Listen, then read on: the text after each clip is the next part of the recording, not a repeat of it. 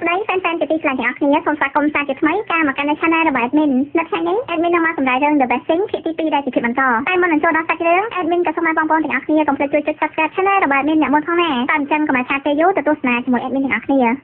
ាការពីលើភាគមុនយើងច្បាស់ជាបានដឹងទៅមកហើយថាលោកតារបស់ស៊ូយាហ្នឹងគាត់ក៏បានប្រាប់ឲ្យស៊ូយាសុំលេខទូរស័ព្ទរបស់តួស្រីយើងមួយទៅដើម្បីស្រួលណាត់យើងមកពីអ្នកជំងឺអីចឹងណាហើយណាមួយគាត់ក៏មានអារម្មណ៍ថាចូលចិត្តតួស្រីរបស់យើងដូចគ្នាស៊ូយាស្ដាប់ហើយគេក៏បានលុចញញឹមព្រោះចិត្តរបស់គេហ្នឹងក៏មិនខុសពីលោកតារបស់គេនោះដែរនៅពេលឃើញស៊ូយាញញឹមបែបនេះលោកតាក៏សួរថាតើឯងនឹងស្ដាប់ខ្ញុំនិយាយអត់ស៊ូយាក៏តបវិញថាស្ដាប់តែលោកតាមិនគួរណាជំរុញខ្ញុំលឿនចឹងទេលោកតាក៏តបវិញថាខ្ញុំមិនបានជំរុញឯងទេខ្ញុំគ្រាន់តែចង់ឲ្យឯងយកលេខទូរស័ព្ទរបស់នាងមកដើម្បីស្រួលជួបនាងហ្នឹងណាមួយបើឯងមិនជួបនាងធ្វើមិននឹងអាចក៏សម្គាល់បាននោះយ៉ាងណាមិញស៊ូយាគេមិននិយាយអ្វីច្រើនទេចាំគេនឹងធ្វើតាមលោកតារបស់គេអីចឹងទៅកាត់ទៅមើលខាងតួស្រីយ៉ាងវិញតាំងពីនាងបានធ្វើឆ្នាំអស់ពីច្រើនកញ្ចប់មកនេះដូចជាគេលក់ជាងមុនហើយមានអារម្មណ៍ថាស្បស្សាយទៀតផងបន្ទាប់មកតួស្រីរបស់យើងនាងក៏បានរៀបចំទៅធ្វើការតែម្ដងទៅបកទៅមើលខាងស៊ូយាវិញគេក៏បានមកធ្វើការដូចគ្នាហើយឃើញថានៅព្រឹកនេះមានរបាយការណ៍ជាច្រើនដែលត្រូវពិនិត្យផងដែរត្រឡប់ទៅមើលខាងតួស្រីយើងវិញនៅពេលដែលនាងកំពុងតែធ្វើការក៏ស្រាប់តែមិត្តរបស់នាងបានឆាតមកដើម្បីបបួលនាងទៅញ៉ាំបាយនៅល្ងាចនេះបន្ទាប់ពីចាប់ម៉ោងការងាររួចហើយតួស្រីក៏បញ្ញាប់រៀបចំខ្លួនចេញទៅជួបជាមួយនឹងមិត្តប្រុសរបស់នាងយ៉ាងលឿនធ្វើឲ្យក្រុមការងារទាំងអស់ហ្នឹងក៏តាមមើលមិត្តប្រុសរបស់តួស្រីយើងដូចគ្នាពួកគេដែលឃើញមុខមិត្តប្រុសរបស់តួស្រីយើងឯងចំណែកខាងតួស្រីយើងវិញមិត្តប្រុសរបស់នាងហ្នឹងក៏បានជួបការមកបាច់ឲ្យនាងតែមើលទៅទឹកមុខរបស់តួស្រីយើងដូចជាមិនសូវរីករាយប្រហែលនោះឡើយហើយមិត្តប្រុសរបស់តួស្រីយើងហ្នឹងគេមានឈ្មោះថាយៀនហឹង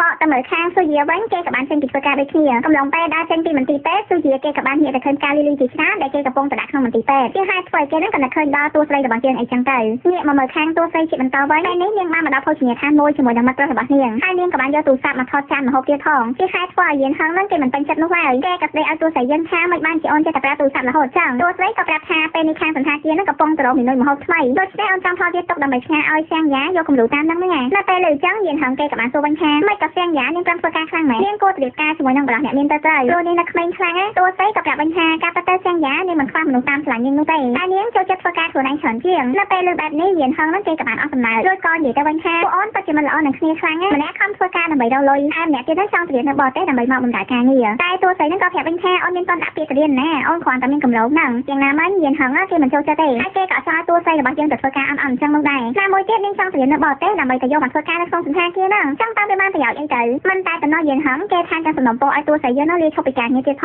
ងប៉ុន្តែតួស្រីរបស់យើងមិនអាចធ្វើតាមយៀនហឹងនោះឡើយព្រោះវាជាការងារដែលនាងស្រឡាញ់ហើយនាងធ្វើវាអស់រយៈពេល7ឆ្នាំហើយតែយៀនហឹងហ្នឹងគេក៏បានស្ដីឲ្យតួស្រីរបស់យើងថាជាមនុស្សស្មារតីនិយមអីចឹងណាតួស្រីស្ដាប់ហើយយើងក៏ជឿចាប់យ៉ាងខ្លាំងពេលហ្នឹងក៏មាននរណាម្នាក់បានខំមកយៀនហឹងហើយគេក៏ងើបទៅនិយាយទូរស័ព្ទតែម្ដងទៅឯតួស្រីរបស់យើងនៅពេលនេះវិញនាងមិនដឹងគិតបែបម៉េចជាមួយនឹងយៀនហឹងនោះឡើយហើយនាងក៏សម័យពីអតីតកាលផងដែរគឺការដែលនាងនឹងយៀនហឹងនៅរៀនពួកនាងពិតជាស្រឡាញ់គ្នាខ្លាំងណាស់អត់ដូចសពថ្ងៃនេះនោះទេតាំងពីយៀនហឹងជោគជ័យក្នុងអាជីវកម្មមកគេបែរជាមើលងាយការងាររបស់នាងទៅវិញមិនយូរប៉ុន្មានយើងក៏បានឃើញតួស្រីរបស់យើងនឹងត្រឡប់មកផ្ទះហើយម៉ាក់ប៉ារបស់នាងក៏បានសួរនាងពីរឿងទៅញ៉ាំបាយជាមួយនឹងយៀនហឹងមិនក៏ឆាប់មកវិញម៉ែតើតួស្រីនឹងក៏ប្រាប់ថាយៀនហឹងគេជាប់រវល់អញ្ចឹងនាងក៏មកផ្ទះវិញហ្មងទៅនិយាយរួចនាងក៏ដើរទៅចង្ក្រានបាយចំណែកប៉ាម៉ាក់របស់នាងវិញកំពុងតែលើកសរសើរពីយៀនហឹងចេះមួយអញ្ចឹងមួយអញ្ចឹងណាស្រាប់តែតួស្រីរបស់យើងនោះនាងក៏ដើរមកប្រាប់ពួកគាត់ថាខ្ញុំនឹងយៀនហឹងបានបែកគ្នាហើយគ្រាន់តែលើចង់ព្រាមពួកគាត់ទៅជាភ្នាក់បាយយ៉ាងខ្លាំងហើយក៏សួរពីមូលហេតុនៃការបែកគ្នារបស់ពួកគេតែតួស្រីរបស់យើងនាងមិនឆ្លើយនោះឡើយនាងក៏លុតចេញទៅក្រៅតែម្ដងទៅពេលមកដល់ក្រៅនាងក៏បានខកទៅរកយៀនហឹងតែគេមិនលើកនោះទេហើយកាលមកតួស្រីរបស់យើងនាងក៏បានឆាតទៅគេវិញនិងសុំទោសគេអីចឹងណាប៉ុន្តែគិតទៅគិតឡើងនាងក៏លុបឆាតចោលវិញព្រោះនាងមិនមែនជាអ្នកខុសនោះទេចឹងមានអីដែលនាងត្រូវសុំទោសគេនោះបន្ទាប់មកតួស្រីរបស់យើងនាងក៏បានយកក្រែមកញ៉ាំពេលញ៉ាំបដានាងក៏ស្រក់ទឹកភ្នែកមកបណ្ដាហើយនាងពិតជាឈឺចាប់ខ្លាំងមែនតើព្រោះនាងអាចនឹកស្មានថាស្នេហាដែលខំសាងរាប់ឆ្នាំបែរជាមិនចាប់បែបនេះនោះទេជាមួយគ្នានឹងដែរស៊ូយាគេក៏បានជិះស្គីនៅម្ដុំហ្នឹងហើយប្រទេសឃើញតួស្រីរបស់យើងដូចគ្ន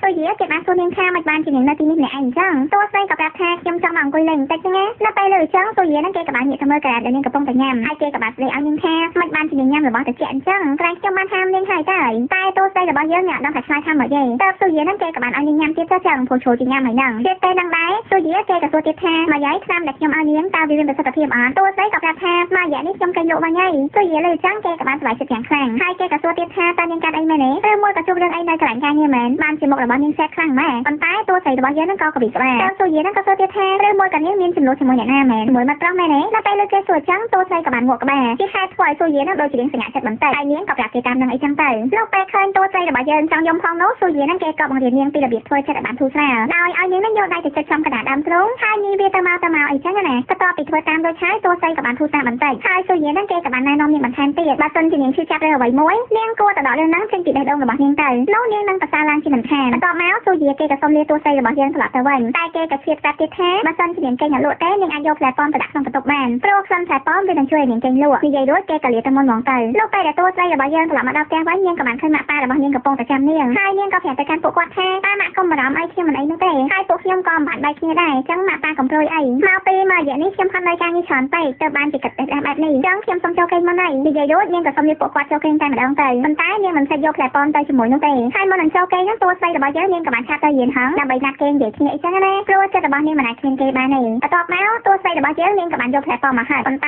ចិត្តរបស់នាងមិនបានធូរស្បើយនោះឡើយកំឡុងពេលហ្នឹងដែរខាងស៊ូយៀនហ្នឹងគេក៏បានមើលផ្លែប៉ននៅក្នុងទូទឹកកករបស់គេដូចគ្នាហើយគេថែមទាំងគិតដល់តួស្រីរបស់យើងទៀតផងនៅពេលនេះតើស៊ូយៀនគេដឹងមូលហេតុពីការគេងរបស់នាងហើយការប៉ັດនាងមិនបាន stress រឿងការងារនោះទេតែនាងមានបញ្ហាជាមួយមិត្តប្រុសតែប៉ុណ្ណោះហើយយើងក៏កាត់ទៅស្អែកថ្មីជាបន្តទៀតនៅព្រឹកនេះតួស្រីរបស់យើងនាងក៏បានអង្គុយនិយាយគ្នាលេងជាមួយនឹងក្រុមការងារដូចធម្មតាហើយសញ្ញាហ្នឹងនាងក៏បានយកតែទឹកដោះគោឲ្យតួស្រីយើងផឹកប៉ុន្តែតួស្រីរបស់យើងមិនផឹកនោះទេដែលនាងបានប្រាប់ថាកាលពីម្សិលមិញខ្ញុំបានញ៉ាំកែមអស់ច្រើនណាស់ហើយលោកគ្រូពេទ្យហ្នឹងក៏បានប្រទះឃើញខ្ញុំគេថែមទាំងស្ដីឲ្យខ្ញុំទៀតផងនៅពេលលើអញ្ចឹងសញ្ញាក៏សួរវិញថាថ្មីចឯងជួបជាមួយគាត់ចឹងតួស្រីក៏ប្រាប់ថាគឺគាត់រស់នៅក្នុងសង្កាត់ជាមួយខ្ញុំហ្នឹងនិយាយរួចនាងក៏យកដៃទៅឈឺចំកណ្ដាលដើមទ្រូងដើម្បីជួយរំសាយអារម្មណ៍ខ្លះហើយមិត្តរបស់នាងឃើញអញ្ចឹងគេក៏បានរៀនធ្វើតាមតួស្រីរបស់យើងផងដែរលោកពេលចេញពីធ្វើការតួស្រីក៏បានមកឃ្លីនិកម្ដងទៀតរស់វាជាថ្ងៃណាស់ជាមួយស៊ូយីហើយនាងក៏ប្រាប់គេថាមួយយ៉ាងនេះនាងចាប់ដើមគេអត់លក់ទៀតហើយស៊ូយីលើអញ្ចឹងគេក៏ប្រាប់កុំឲ្យនាងកាត់ច្រើនពេកហើយគេនឹងចាប់ដើមព្យាបាលនាងដោយប្រើមជ្ឈវិទ្យាសាស្ត្រអញ្ចឹងទៅនោះនាងនឹងបានគេលក់ជាមិនខានគ្រាន់តែលើថាចាក់បញ្ចូលភ្លាមតួស្រីយើងឡើងដល់ផ្ទៃធំហ្មងតែនាងក៏ធ្វើពុតជាមិនខ្លាចនោះទេក្រោយមកស៊ូយីគេក៏បានឲ្យតួស្រីរបស់យើងឡើងគេនៅលើគ្រែ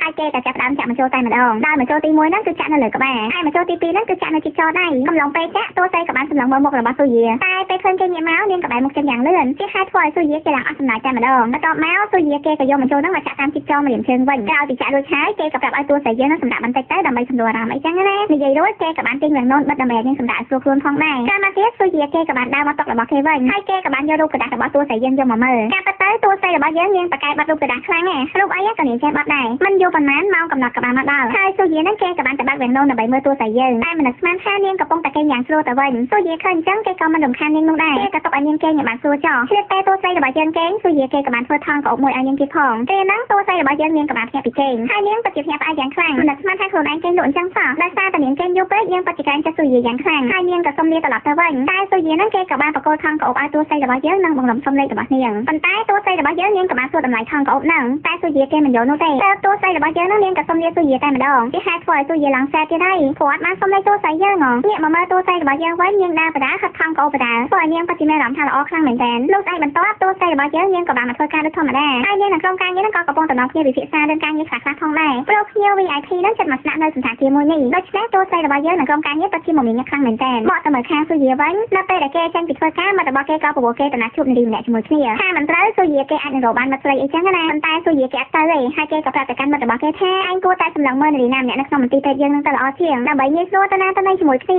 ឯងមិនគួរទៅរកស្រីនៅខាងក្រៅទេនិយាយរួចគេក៏ដើរចេញតែម្ដងទៅត្រឡប់ទៅមើលខាងតួស្រីវិញនៅពេលដែលនាងមកតុធ្វើការរបស់នាងស្រាប់តែបានទទួលសារពីយៀនហឹងដោយគេបានសុំនាងបែកគ្នាអីចឹងទៅគ្រាន់តែឃើញសារនឹងភ្លាមតួស្រីក៏បានខកទៅយៀនហឹងយ៉ាងលឿនប៉ុន្តែយៀនហឹងគេមិនទទួលនោះឡើយមិនថានាងព្យាយាមខកយ៉ាងណាក៏យៀនហឹងគេនៅតែមិនទទួលគេហេតុធ្វើឲ្យតួស្រីរបស់យើងប្រតិកម្មយ៉ាងខ្លាំងនៅពេលដែលនាងចេញពីធ្វើការនាងក៏បានដើរទៅផ្ទះទាំងស្ងប់ស្ងាត់ជួនជាគ្រាហ្នឹងស៊ូយីគេក៏បានងាកទៅឃើញតួស្រីរបស់យើងពីចម្ងាយព្រោះឲ្យគេគិតថានាងច្បាស់ជាមានរឿងអីជាមួយនឹងមិត្តប្រុសទៀតជាមិនខានព្រោះគេឃើញទឹកមុខរបស់នាងសពូនខ្លាំង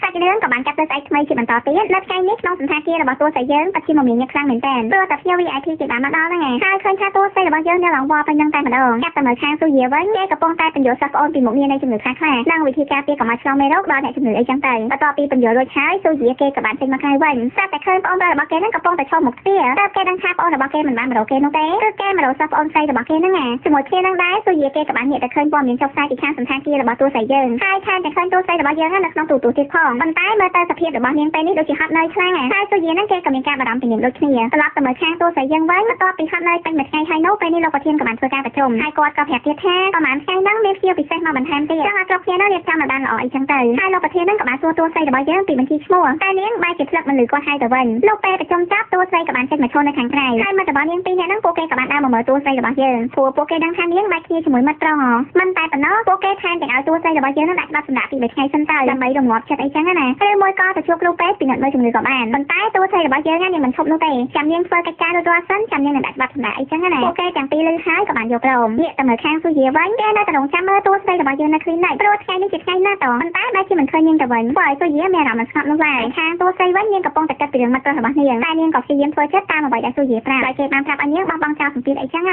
កាលពីគិតរួចហើយតួស្រីក៏បានយកថង់ក្អប់មកហើយតែទឹកភ្នែករបស់នាងក៏ស្រក់ចុះមកតែក្តីឈឺចាប់ផងដែរជាមួយគ្នាហ្នឹង ខាងសុយគេនៅមិនសក់នោះទេគេក៏ចេញមកសួរបុគ្គលិកថាមានឈ្មោះរបស់តួស្រីយើងណាត់គេអត់បុគ្គលិកក៏ប្រាប់ថាមានទេនៅពេលលើអញ្ចឹងសុយគេក៏បានសុំលេខរបស់តួស្រីយើងពីបុគ្គលិកដែលយកលេខថាគេទុកទេសម្រាប់ដាក់នាងពីនៅជំងឺអីចឹងណាបុគ្គលិកលើហើយនាងក៏បានលួចសើចព្រោះនាងដឹងថាសុយនិយាយក៏ហោះតាមប៉ុន្តែចង់បានលេខគេសោះណាហើយបុគ្គលិកអ្នកហ្នឹងនាងក៏បានកាត់លេខរបស់តួស្រីយើងឲ្យសុយតែម្ដងទៅត្រឡប់ទៅមើលខាងតួស្រីវិញនាងកំពុងតែបម្រើសេវាកម្មជាមួយនឹងអ្នកសៃហ្វាគ្រាហ្នឹងលោកយានដែលជាប៉ារបស់យានហងហ្នឹងគាត់ក៏បានមកទីហ្នឹងដូចគ្នាហើយអ្នកសៃហ្វាហ្នឹងក៏បានរាក់ទាក់ទៅកាន់គាត់អីចឹងណាមិនតែប៉ុណ្ណោះអ្នកសៃហ្វាហ្នឹងគាត់ថែមទាំងណែនាំឲ្យលោកយានស្គាល់តួស្រីរបស់យើងទៀតផងប៉ុន្តែមើលតែលោកយានហ្នឹងក៏អត់ខ្វល់នឹងតួស្រីរបស់យើងទេគ្រាហ្នឹងអ្នកសៃហ្វាហ្នឹងគាត់ក៏បានសួរនាំលោកយានពីយានហងមិនបានជាគេមិនមកអញ្ចឹងលោកយានហ្នឹងក៏ប្រាប់ថាកូនប្រុសរបស់ខ្ញុំគេជាប់រវល់ខ្លាំងណាស់ព្រោះមួយរយៈនេះគេជាប់មកអាជីវកម្មការងារថ្មីរបស់គេនៅពេលលើបែបនេះអ្នកសៃហ្វាហ្នឹងក៏មានបំណងចង់ណែនាំក្មួយស្រីរបស់គាត់ឲ្យយានហងស្គាល់ព្រោះនាងក៏ចូលចិត្តខាងវិស័យដូចជាយានហងផងដែរចង់មកបានស្គាល់គ្នាច្បាស់ជាល្អជាមិនខានលោកយានលើអញ្ចឹងគាត់ក៏បានយកព្រមហើយស្ទើរថ្ងៃឲ្យពួកគេណាត់គ្នាទៀតហើយតួស្រីរបស់យើងវិញគ្រាន់តែលើអញ្ចឹងវានាងស្ទើរតែតបខ្លួនមិនជាប់នោះទេតែនាងក៏ព្យាយាមធ្វើដោយធម្មតាដើម្បីកុំឲ្យគេដឹងអីចឹងណាតែមកតែរបស់យើងក៏បានស្ទើរនៅត្រឹមនេះអញ្ចឹងកុំភ្លេចរងចាំទស្សនាជាមួយ admin នៅភាគក្រោយជាបន្តទៀតណាសូមអរគុណសូមជម្រាបលា